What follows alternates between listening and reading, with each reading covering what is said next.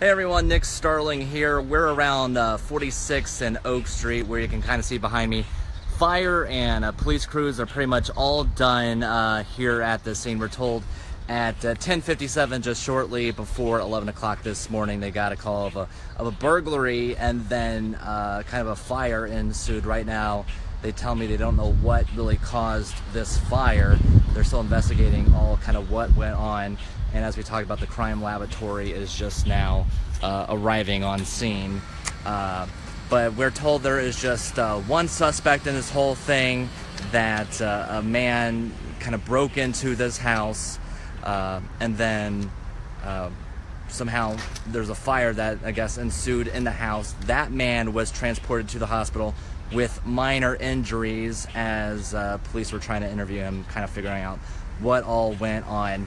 I just recently talked with a daughter of, I guess it was an elderly couple who lived in this house. They no longer live there because they're deceased.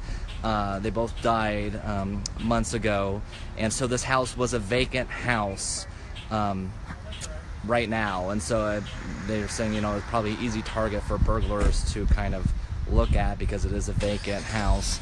I'm actually going to kind of off to what you can kind of see what I'm seeing right now. As you can kind of see, the crime lab is pulling in to kind of investigate what went on, because there's two kind of things happening here. There was a burglary that happened just before 11 o'clock this morning, and then a fire. So you had both Omaha Fire and Omaha Police here trying to figure out what went on, and there's still kind of limited details about how this happened. But I also talked with another neighbor who caught it all really on cell phone video. He kind of lives behind the house, and he just saw a lot of smoke kind of engulf him, and he didn't really know what was going on. He says there is a kind of a, yes, Janet's, yep, heard that a lot of neighbors here heard the sirens. And Cecilia, again, this is at 46th and Oak Street, kind of by Grover here. And so I talked with a man who lives kind of in the backyard of this area, where he did see the suspect. Kind of describes him as maybe in the 40s, a little overweight guy, kind of break in. As you can kind of see that right now there's just police tape. And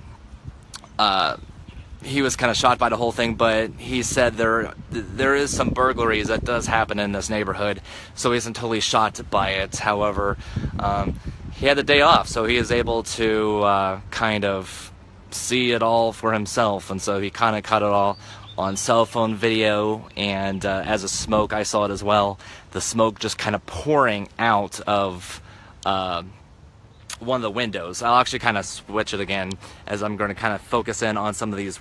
Hopefully I can zoom in. Oh, it's not letting. Here we go. You can kind of see some of the windows are busted out as smoke kind of billowed out of this house for just a little bit. Is it the Brown and Tab house? Yes. Sorry guys. Yep, the house we are looking at, this house right here, is the one that had the burglary, and the fire happened here. I don't know the extent of the damage on the inside. However, just again talking with the daughter just moments ago, she didn't want to go on camera or anything or talk about this really, but she did say it is her parents' house. They both died a little over a year ago, and she's just kind of sad because there's a lot of memories up in this house, and they've had this house since the 70s. And so she's kind of sad by this whole thing, and really hopes that the damage on the inside isn't as bad as what she thinks the damage may be. So again, we'll kind of give you the full wrap up, and hopefully we'll get a more detailed explanation on what happened with the fire, what started the fire, and that sort of thing. We'll have it for you in our later newscasts. Thanks for joining.